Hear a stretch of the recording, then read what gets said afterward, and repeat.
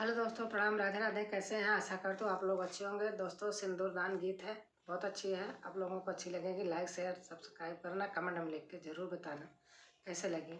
धन्यवाद। बहुत पुराना सिंदूरदान है, दादी वादी गाती थी। हथवा सिंधोराली है, कवन दुल्हे ठाड़ जी, मांगी आऊ घरा धाना, कारी सिंदूर दान जी।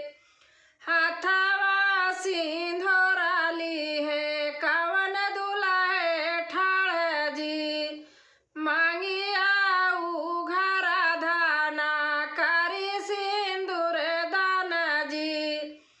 मांगी आऊ घरा धाना, कारी सिंदूर दान जी। पहिली नी चुटकी स्वामी गौरी पाही रावऊ जी, पहिली नी चुटकी स्वामी गौरी पाही रावऊ जी।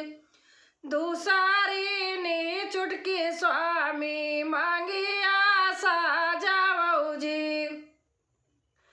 दूसरी नी चुटकी स्वामी मांगी आशा जावऊ जी।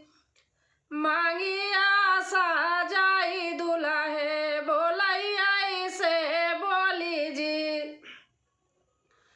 मांगी आशा जाई दुल्हे बोलैया से बोली जी।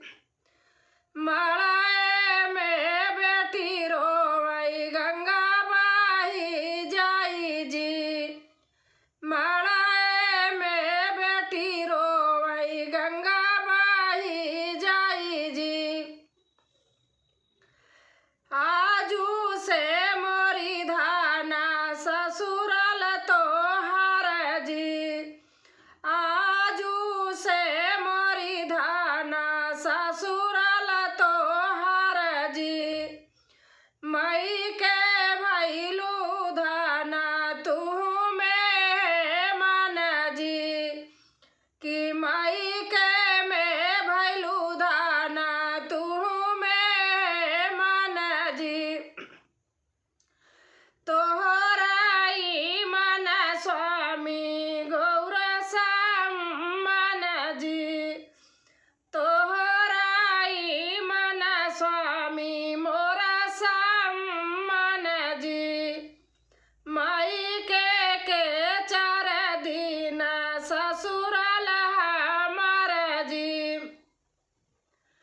तोहराई मन स्वामी मोरा सम्मान जी।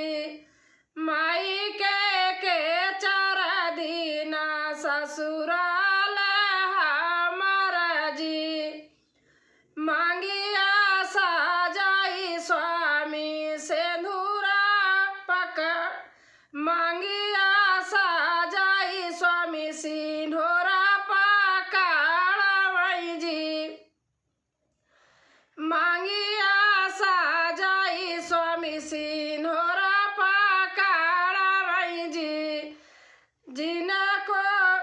जिनकी बीतवै संग फिर पाहिनवा जी। जिनगी बीतवै संग फिर पाहिराया जी। हथवा सिंधोराली हले कवन दुल्हे ठाड़ जी। हथवा